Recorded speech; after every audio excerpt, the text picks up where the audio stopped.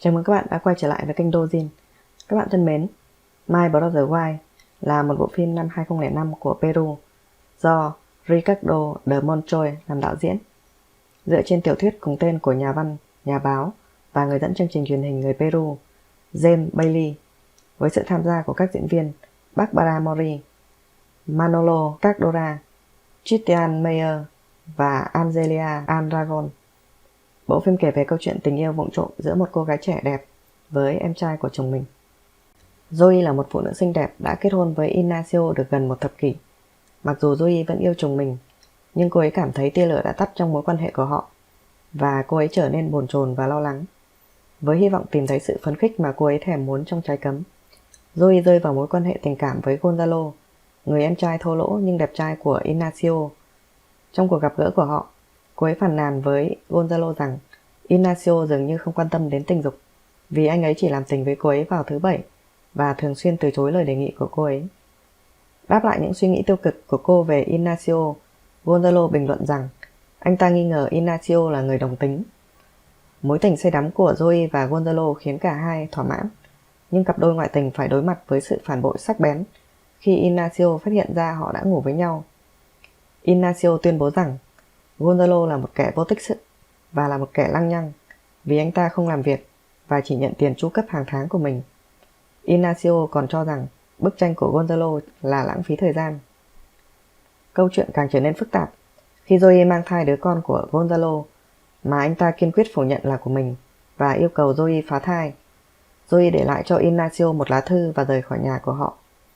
Ignacio viết một lá thư đáp lại, nói rằng anh vẫn yêu cô và sẵn sàng tha thứ cho mối tình của cô với Gonzalo. Ignacio gặp Zoe tại khách sạn của cô ấy và tuyên bố rằng mặc dù anh ấy yêu cô sâu sắc, nhưng anh ấy vẫn bị thu hút tình dục bởi đàn ông.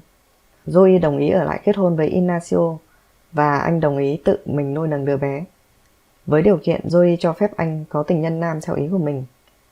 Zoe đồng ý với các điều khoản và Ignacio gửi cho Gonzalo một email với nội dung hàm ý rằng anh ta vẫn không biết gì về mối tình giữa Gonzalo và Zoe và đứa bé là của anh ta.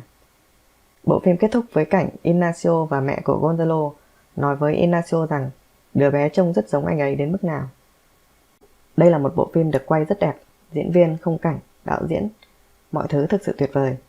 Đây là điều mà chúng ta thường thấy ở các bộ phim Nam Mỹ, khi họ rất chú trọng đến ngoại hình của các diễn viên và trau chuốt trong từng cảnh quay. Như vậy bạn sẽ luôn được thỏa mãn với những cảnh quay sắc nét với chất lượng hình ảnh rất tốt và được chiêm ngưỡng những diễn viên tuyệt đẹp và nóng bỏng trong những bộ phim có xuất xứ ở Nam Mỹ. Và My Brother Why cũng không phải là ngoại lệ. Tuy nhiên, dàn diễn viên xinh đẹp và tài năng không đủ giúp cho bộ phim tránh khỏi một thảm họa do một câu chuyện dở khóc dở cười gây ra. Đối với tôi, đây là một bộ phim khá thất vọng. Ngay từ tiêu đề bạn đã có thể hình dung ra đối tượng chính được nói đến, và câu chuyện liên quan sau đó sẽ được kể bởi người em chồng là Gonzalo. Nhưng thực tế thì chính người vợ Zoe mới chính là người kể chuyện. Nữ diễn viên Barbara Mori rất xinh đẹp và hoàn toàn xuất sắc trong vai người vợ u sầu trong xuyên suốt bộ phim. Tôi hoàn toàn thông cảm cho cô ấy khi phải chịu đựng sự hững hờ từ người chồng đẹp trai và thành đạt trong suốt thời gian gần 10 năm. Nhưng việc cô chọn Gonzalo làm đối tác để giải tỏa những bức bối với tình dục khiến người xem cảm thấy khó chịu, bởi Gonzalo thực sự là một kẻ lăng nhăng và cặn bã. Anh ta luôn miệng nói xấu Ignacio mọi lúc mọi nơi, nhưng lại vui vẻ nhận tiền của anh ta mỗi tháng. Và sau khi làm Zoe có thai, anh ta không những không chịu trách nhiệm mà còn muốn cô phá bỏ đứa bé. Thật may Zoe đã không làm theo yêu cầu đó mà chọn cách bỏ đi. Trong thế giới phía nam biên giới của chủ nghĩa bảo thủ, chủ yếu là Công giáo, bộ phim này đã cung cấp một cái nhìn hiếm hoi về sự khoan dung xã hội và sự cứu chuộc giữa các cá nhân. Nhân vật điển hình ở đây là Ignacio, khi anh đã rộng lượng tha thứ cho vợ và em trai và sẵn sàng nhận cháu trai là con ruột của mình, trong khi người vợ ngoại tình của anh đã tha thứ cho chứng lưỡng tính định kỳ của anh ấy. Như Zoe nói, đó là sự công bằng. Ok, cảm ơn các bạn đã theo dõi. Tạm biệt và hẹn gặp lại các bạn trong các video tiếp theo.